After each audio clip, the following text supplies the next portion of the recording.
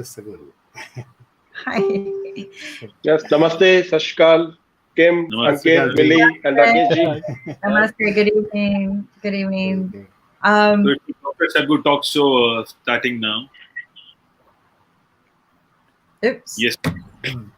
I have to sit down and listen, so I'm going to lower my desk There you go. and write down things. So, So you're like me. You got a portable setup. It looks like you can lower it and raise it. Mine won't go up Raise it. that high, but yeah, I have to kind of play around. So I haven't been feeling well, and I'm going to probably bail out here in a minute to get some rest. Ankit knows I'm not feeling, but I'm going to listen because I Yeah. love to listen to Dr. Sagoo. And thank you very much. thanks. Thank you. Carry Yes, on. yes. What do we have today, Dr. Sadhguru? Yes, Ankit, we were discussing in the series of the greater pandemic than the COVID pandemic is the obesity, right? So we have seen the obesity, we have seen the adult obesity, and we see the people having a lot of problems at every age group. So now we can say that obesity has not spared any age from its effect, whether it is an infant, whether it is a newborn, whether it is a childhood, babies 0 to 2 years, toddlers 3 to 5 years, children 6 to 13 years, teenagers 13 to 19 years, and the adult. So all age group, they are suffering from the obesity, which is itself is a disease, and it causes lot of ill health problems like diabetes, blood pressure, hypercholesterolemia, infertility, osteoarthritis, obstructive sleep apnea, and so many. So every aspect of the environment in which the children is conceived, born, or raised can contribute to the risk of becoming obese. So the environment which is affecting the obesity or the overweight, they can be during conception, before conception, during birth, after birth, and during uh, while the child is being raised. So now we can say that obesity, it starts before womb, before the birth of the child. So we can say it is from womb to tomb, all ages, from the birth to your death. So obesity is there everywhere. So the obesity epidemic has spared no age group. All age groups are involved, and obesity has been persistently linked to increased risk of all the ailments, whether it is a heart disease, whether it is a diabetes, whether it is cancers, and all other conditions. So now what we can understand from this, that the efforts to prevent the obesity must start at earlier stages of the development, maybe in infancy or before the birth. So how we can prevent the obesity? Because it is very difficult to prevent the obesity in adulthood. So it is very difficult to make the person understand about the modification of lifestyles, about the changes in the dietary habits, about the changes in the eating hygiene or eating etiquettes. But yes, early in the life, early in the development phase or before the birth, we can control this. So choosing a healthy food for the infant and the young children, they are very critical, because that is the age when the food preferences are being established. So if we are giving a taste to our infant of high sugar and high salt, so in the adulthood or in the teenager, he or she is going to have the same taste. If we keep the child deprived of the taste of the sugar and the salt early in the infancy, I don't think they are going to develop that taste, and they are going to have the same kind of constituents in their diet, and they are going to become obese. So what we can do? So the feeding infants and nutrients with high fat, high sugar, and high salt. These all three things, three foods, they are the key factors, they are key contributor for the childhood obesity. So how we can prevent all these things? It is very important. So when we talk about the childhood obesity, yes, the childhood obesity is increasing very fast in the whole globe, in the United States. What we have seen in the toddlers, that is 3 to 5 year of the age, 13.9% prevalence of the obesity is there in the United States. And from 6 to 13 years, it is 18.4%. You can say every fifth child is going to become overweight or obese. And in the teenage, 14 to 18 years, it is being around 20.8. So every fourth and fifth child is going to become obese or overweight. That may lead to diabetics also, because most of the adolescent obese child, they are going to become obese in their adulthood also. So almost 50% they continue to be obese during their adulthood life. So the adverse consequences of the childhood obesity are like hypertension, high cholesterol, diabetes, they become unrecognized because initial phase of the childhood, we are not getting them tested for all these things. And when we test for that, because I have seen a lot of patients who are coming to me maybe at 20, 21-year-old, and when we check the sugar is very high, maybe 400, 500 sometimes, because they were not expecting anything like high sugar in the children.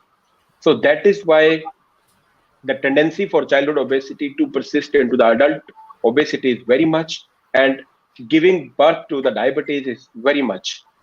So prevention of the childhood obesity is not adequately addressed despite the rapid rise in its prevalence, and the treatment have only limited success, resulting in negative approach to treatment strategies.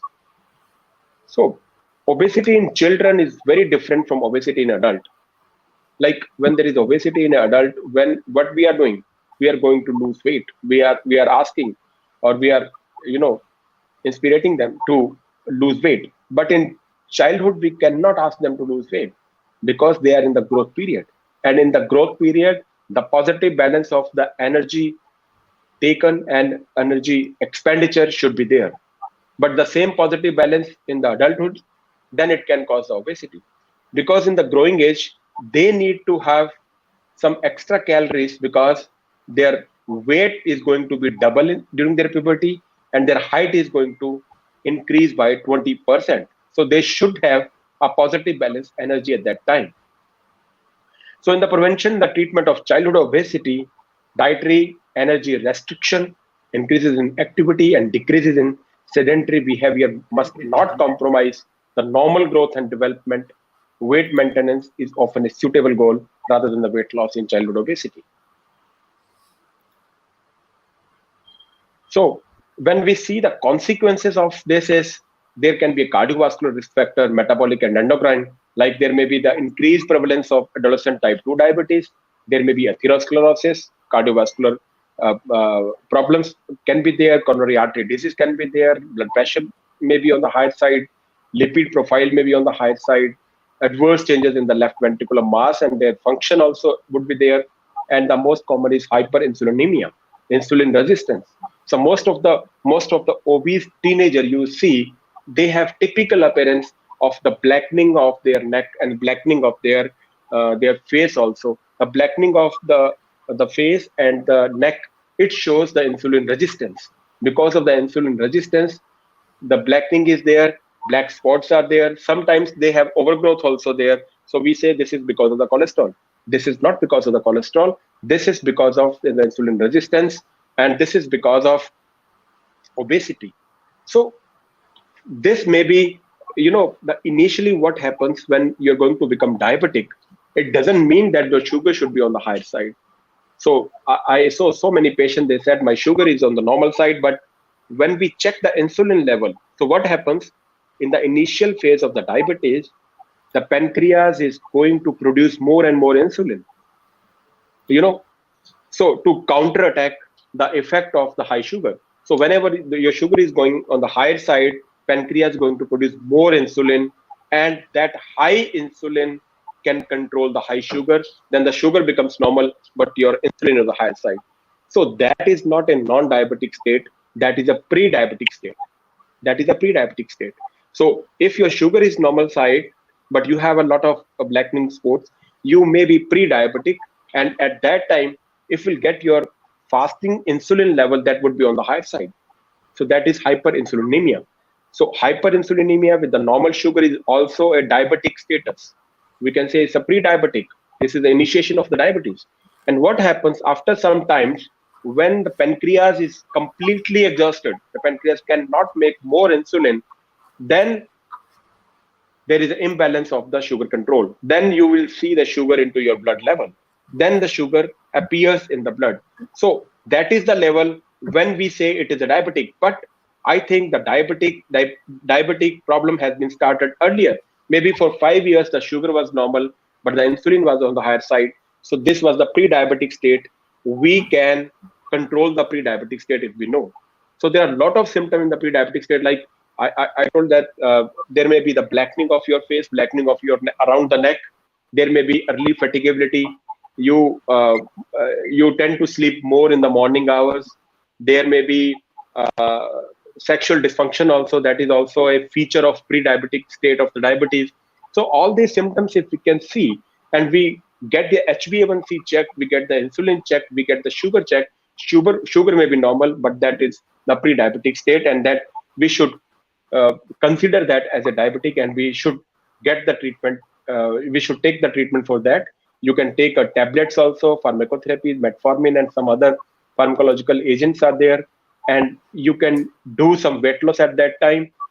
You can change your lifestyle also. You can change your eating habits, eating behavior also. So all these things can be controlled, but that has to be, picked very early in their initial phase. Then there may be psychological consequences of the childhood obesity. That may be your poor self-esteem, being perceived as unattractive, because in the childhood obesity, these consequences are more as compared to the metabolic and endocrinological consequences. The child sees that with the poor esteem, he or she perceived as an unattractive, depression. There may be disordered eating, bulimia, body dissatisfaction is another problem. So all these conditions, they are very common in childhood obesity. So how we can prevent the obesity? So as we said, that if we need to make efforts to control the obesity, that has to be started in early developmental phase or even before the birth. So what can we do? Because a lot of factors are there which can contribute to the obesity. That if your parents are obese, if the mother and father obese and they are planning to conceive for a child, the child will be having more prevalence to have an obesity. So I think both the mother and father has to reduce their BMI, reduce their weight before planning for their conception. So the weight of both the parents has to be on the lower side. During the pregnancy, the smoking has to be avoided. The mother should not be smoking at that time. Weight gain during the pregnancy has to be checked very well. The diet of the pregnant female should be very good, low in the carbohydrate, because I don't know about the Western countries, but in the Indian villages, the females, they are getting lot of sugar laddus, lot of sugar diet during the pregnancy, because their mother-in-law, they are offering a lot of things to them so that the child should be very chubby, but that is not good. So it can cause the weight gain in the mother, and the weight gain in the mother can cause the weight gain of the child. It can cause the gestational diabetes.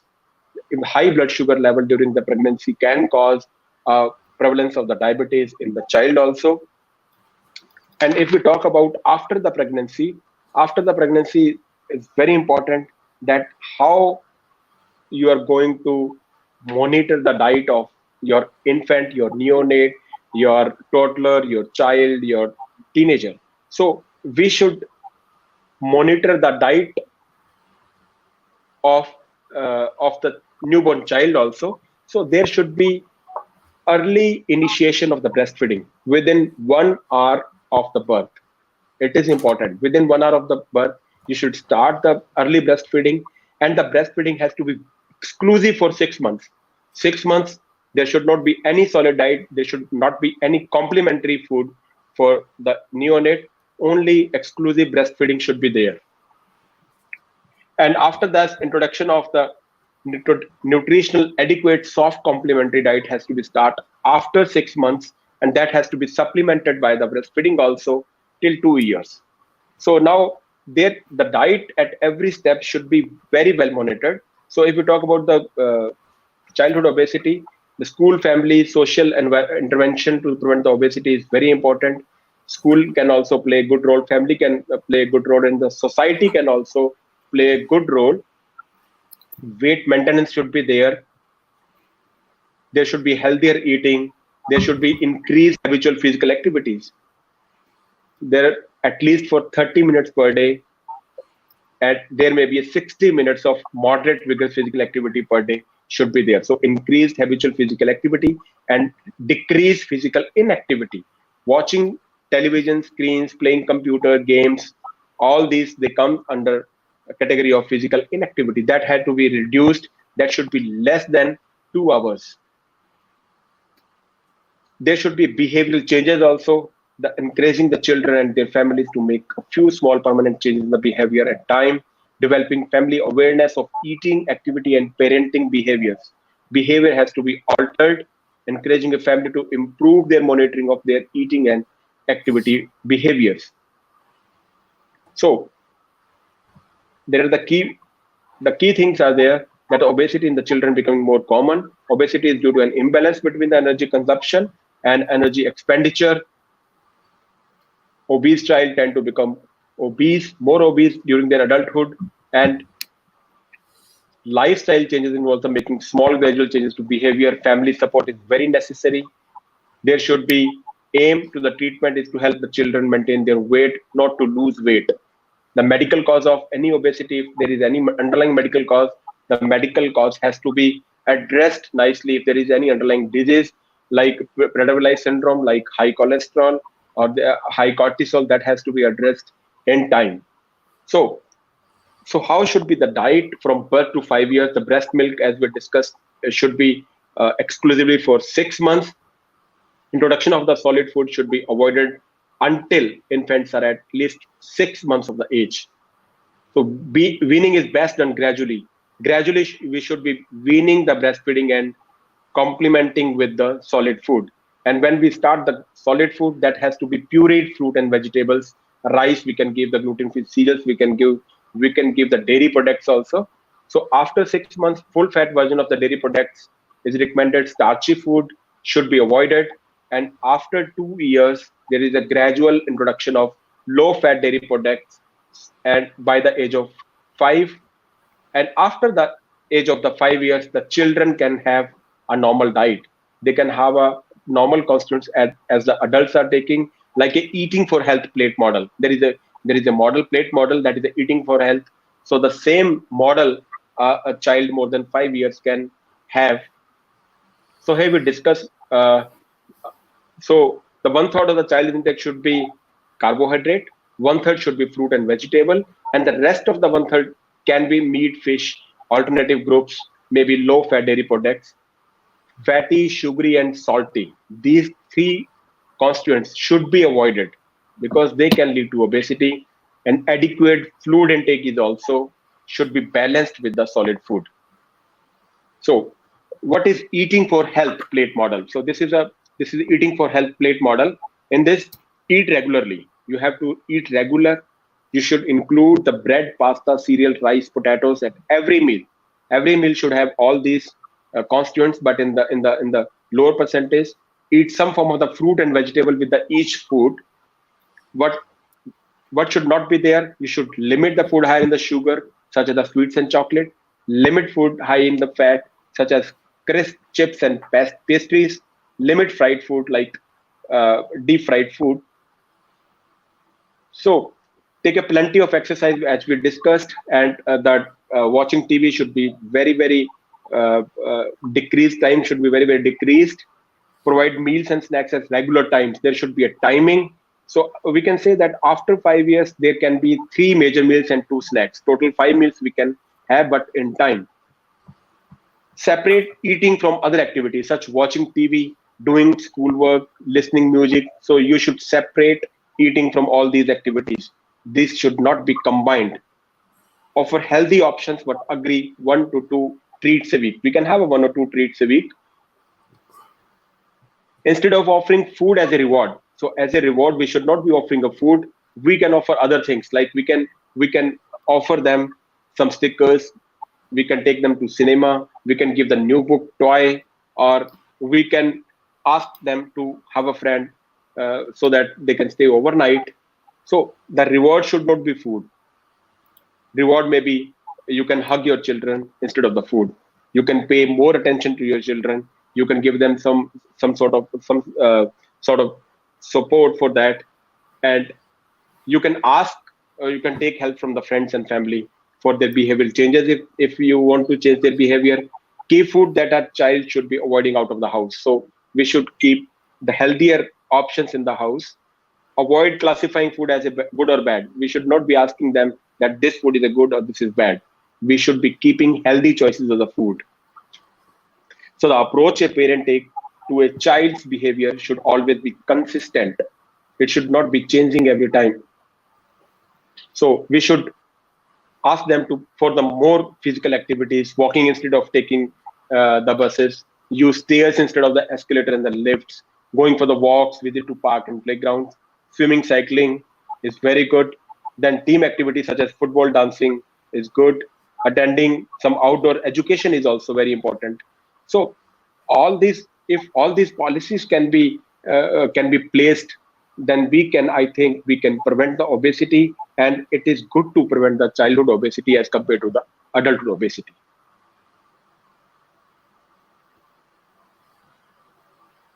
That's wonderful, doctor. That's wonderful, This sir. is Yeah. wonderful. I didn't even know that the problem can start before the child is born.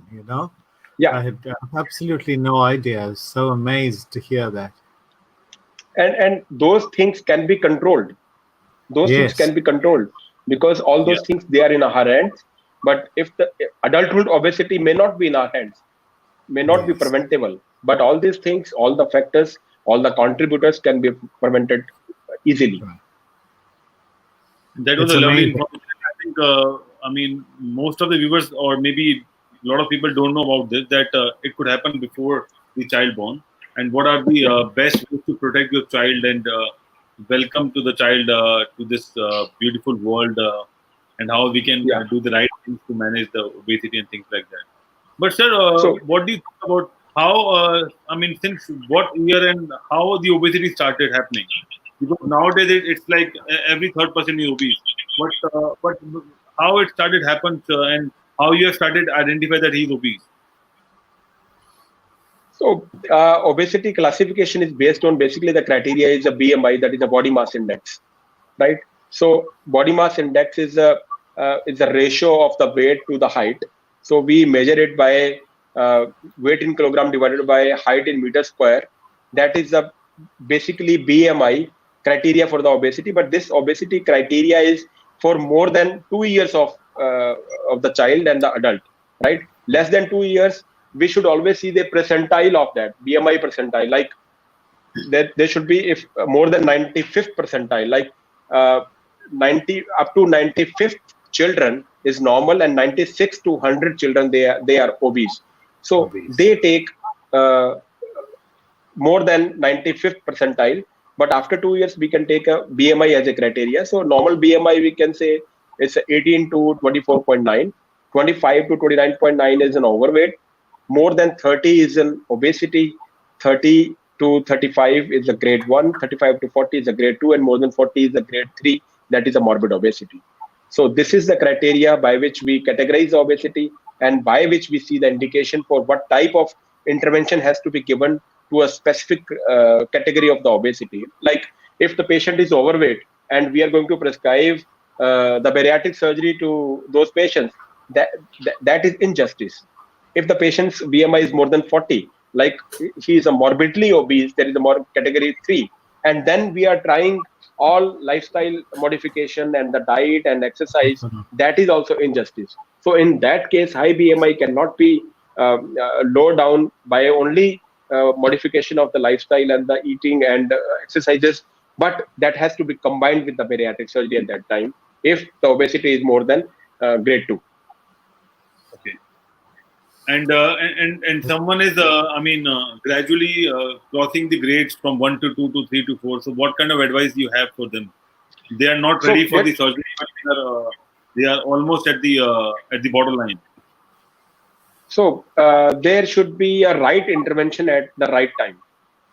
So Okay. if there is a grade 1, then we can advise them for lifestyle modification, for dietary changes, for diet hygiene, we can say, diet etiquette, we can say, and then physical activities, exercises. So if he is obeying all these things, he's following all these things and going to reduce some weight, that is good.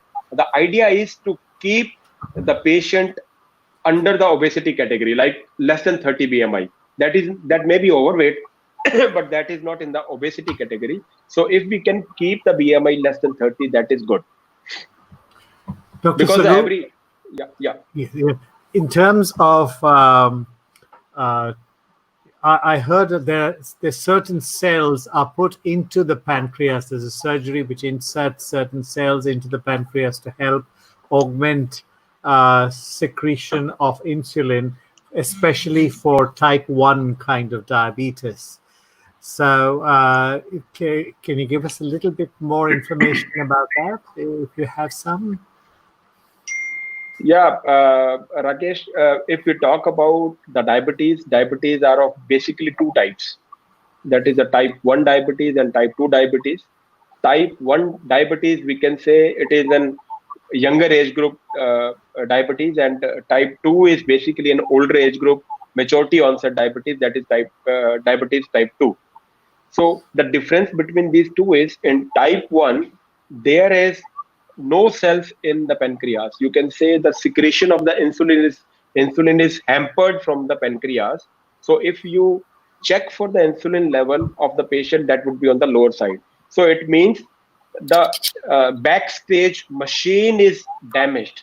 Your pancreas is damaged. So that pancreas is not producing enough of insulin. But just to opposite, in type 2 diabetes, we have a beta cells which secretes the insulin from the pancreas. So we have good amount of the insulin is being secreted from the pancreas. But what happens, this type of the insulin become resistance and it become inactive. So the proper function of the insulin is not there. Though we have an insulin, but that is inactive, that is not active. So in type 1, if we can inject some type of cells, some stem cells we can inject into the pancreas, and those can increase the number of beta cells, and those healthy beta cells which produce the insulin. So if those cells can increase the beta cell numbers, a healthy beta cell number, and they can produce the insulin, that is the only way we can take care of the diabetes type 1. So that is in infancy stage. It has not started full blown, but I think with the increased research, because of the science is, taking care of everything. So maybe in near future, we would be able to stimulate those beta cells in the pancreas, and we will be able to cure the diabetes type 1. With the bariatric surgery, which we treat the diabetes, that is type 2 diabetes, because with the bariatric surgery, we are going to make that inactive insulin to active insulin. We convert the inactive insulin to active insulin, and in that case, the medicine which we are taking, like from outside insulin, other tablets which are going to increase the insulin sensitivity, so those can be stopped and the diabetes can be cured. And Dr. Zagu, we have a question from one of our board of advisors from IBM TV, and they want to know that, can you explain the block spots on the skin again? Sorry? You mentioned about a block in the skin, black spots. So there are salient feature of pre-diabetes. Pre-diabetes is a condition when your sugar level has not gone up, but even then your status is of diabetic. Because you see, the type 2 diabetes, how the type 2 diabetes develop. Basically, there are enough beta cells in the pancreas. They are going to produce the insulin, but that insulin is become inactive. It cannot work on the adipose tissue, peripheral adipose tissue. So it cannot take the glucose from the blood into the cells. It may be because of high polyunsaturated fatty acids. They can cause the fluidity of the cell membrane. So the permeability of the cell membrane, it decreases, so the sugar is not able to come into the adipose tissue. So that is the insulin resistance. So because of the insulin resistance, we can see the black spots become visible on the neck, all around the neck. So you must have seen in the some obese people, the neck is a whole black on all around, and there are black spots above the eyes also and below the eyes also. So basically, they are because of insulin resistance. That may be on the adolescent obese people, or in some PCOD females. We see the PCOS, polycystic ovarian disease patients. They become infertile because of the obesity. So they also have an insulin resistance. So these all type of sports, they are because of insulin resistance. And after the bariatric surgery, there is complete clearance of these black spots all around the neck also, and from the face also. Maybe sometimes we'll bring one of our patient of the same category on the platform, and they themselves, they can share the experience of complete cleaning of their face. Certainly, that would be amazing. I mean, that would be fantastic. Yes. And also, Dr. Sadhu, I mean, when you talk about the child obesity, so do you think that child can live longer if he's obese since the day he born, and then he will get the surgery done whenever it's suitable, and then can he live a healthy life and live longer? Yeah. So I think you answered your question yourself. You said live longer. That is a separate entity. Live healthy is a separate entity. So we are giving the quantity of the life and quality of the life, both the things. So estimated life is also increased, and the quality of life is also increased. That would be amazing, because there are a lot of children, and I've seen a lot of videos on YouTube as well. They are so obese, and and patients, and also their parents are also not aware how this could happen, because parents are normal, and suddenly the child is too heavy, and it's difficult for them to do a lot of things, on his own. But that was good that a child can manage his own body, and he can still live a good and healthy life. Yes, and live. Even the work efficiency also increases, financial security also increases, professional options are also there after losing weight, because now you are more active. You can do the work which you are doing for 2 days, you can do within a few hours. So you can please your boss, you can say. I think, Dr. Raghu, we need to do a show talking about what people are losing when he's obese, and what they're getting when they lose the obesity. I think we should focus on that, because people will get to know that they might not be able to do a lot of work, and once they have that obesity gone from the body, they are ready to do, and they can do a lot of things as well. That way, they'll get more amount of awareness, and they also get motivation that they are also like normal human beings. So I can give you some examples now, and later on, I think the patients can also come. One of my patient was around 30-year-old. He was working in ICICI Bank at the clerk post. And every time he was being punished by the boss. Every time. So now he was 140 kg. So now I think he is around 72 or 70 kg. So he came with the box of the sweets to me. What he said after entering into my office, that I had been promoted by my boss to the manager level. Because of work efficiency has also increased now. So now he enjoy working over there. When you enjoy working over there, that is the best treat for your boss. If you're working for your boss, and the boss will definitely promote you. And Dr. Raghu, lastly, I want to know that do you think obesity should be a part of, should we say a handicapped person is obese, or they are two different things? Sorry? An obese person could be a handicap as well. Can we put it into an handicap category? A special category? We can say, obese people, I'm talking about the morbidly obese people. Yeah, morbidly. Who even cannot walk. Their efficiency is very low. Whether it is a professional life, whether it is a social life, whether it is a family life. So this is basically a disability. We can categorize as a disabled person. Disability. Disabled. Okay, disabled is the right word here. handicap Yeah. is something else, disabled is the right person. Okay. Disabilities. Yeah. Correct. So, Correct. great. So I think that was a great information shared by Dr. Sabgu on our show, Yeah. Talk Show with Dr. Sabgu. So, sir, Thank you so what much. are we going to do the next Saturday? What are the topics we can discuss next Saturday? Next Saturday, whatever the topic you just gave me, we have a lot of topics. Even in the obesity also, we have a lot of topics we can do. We can do other hernias also. We can do stones also. Even in the obesity, we have infertility in the young females. That is also upcoming. I mean, a lot of females, they are coming for this And problem can we only bring because. can we Sorry? bring some patients and then we can discuss about their testimonies and we can also discuss how they're Yeah, feeling I will now. try. It would be a great Yeah, idea. I will try to bring my patient next time. So Sure. maybe from South Africa, maybe from US also, maybe from Canada Yeah. or Yeah. from India. So Yeah. we can That bring would be one of the great patient, and so I mean the problem told by the patient and their solution, I mean given to the patient. So Yeah. the patient can explain in their own way, and that Certainly. is I mean more informative, we can say. More informative. True. That was a wonderful session, sir, and thank you for joining us. Thank you Thank so you much. so much. Very, very Thank you so informative. much. It's All always right. Thank you right. so much. We always have a notes ready whenever Dr. Sabgu is there. So Yes. that was a good part. Yeah. Yeah. So thank you, sir. And Thank you so much. apart from Beatric thing, how are things in Delhi, sir? For COVID? Yeah. COVID is For still there. COVID-19. I mean, this has become a member of our family now. So don't worry about the COVID. So you accepted COVID as a member of family? yes, बिल्कुल. मेरे को लगता नहीं है कि ये जाने वाला है, और now we have started working also along with that. Yeah.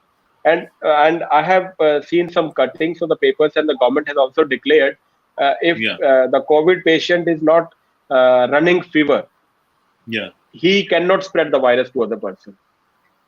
So this is the new thing which I have been told by. So it has been, the statement has been given by the government. So if the patient is afebrile or asymptomatic patients, they cannot spread the virus to other person. Okay. Oh. So still we don't have a data. We don't have evidence. Okay. But you know that the patient do a lot of sneezing, and then if they come out in the public, and there a lot of mutation could happen with the person who is COVID-19. And nowadays, if you say that I'm COVID-19, it's a panic. So Yeah, it's a panic, but this is a stigma, this is a social stigma, and now we need to work for this. We need to remove that stigma. So that is more important. I mean, the things has been spread by the birthplace of the COVID. So actually, they spread that wherever you see a COVID patient, 4 or 5 people, they are coming and lifting them and then dumping them inside. So so that kind of things which we have seen, maybe that is the only reason that it has become the social stigma now. So that is why the lot of people in India, even they are positive, they are not going outside. They are not telling the government also that we are positive, and they're not getting their family member tested for that, because this has become stigma. And if there is any patient, COVID positive patient in your vicinity, I mean, I don't know how you look at those patients. So they become enemies now. Yeah. So this is the stigma, and that stigma has to be removed. They are also the human beings, and this is not because they have taken their the COVID-19. So it has been given to them. So same that they will give to other person also, and then this will go. Okay. So it's just that we have to prevent, and we have to do the right precautions, and we have to boost our immunity. We have to learn how to live with COVID, basically. That should be the. Actually, we need to keep our body strong enough to fight against the COVID-19. We should be ready for everything. Once we said that during the lockdown, it was the period to buy some time to upgrade or procure the beds, to procure the ventilator, to procure the healthcare workers. So you were building your resources. Yeah. But why you are not building your body resources inside? So if you are building the resources outside your body, why not you build the resources inside your body? So if you will build the resources inside your body, I think you can fight with the COVID-19. That's a great thought, and I think we should fight with it. I mean, it's time to fight like a warrior, and then we have to learn how to live with COVID because Yeah. it will stay. I mean, a vaccine also comes. I mean, it's difficult to vaccinate everyone. We need to understand Listen, how we can prevent it. Yes, sir. snake bite will not kill you. What is going to Yeah. kill you is your mental status after snake bite. If the non-poisonous snake bites you, you can die. But if the poisonous snake has bought you, you Yeah. may not be dying if you are strong from inside. So it is the fear factor which damages you from inside. So take out the fear factor. So, well said, sir. We have to take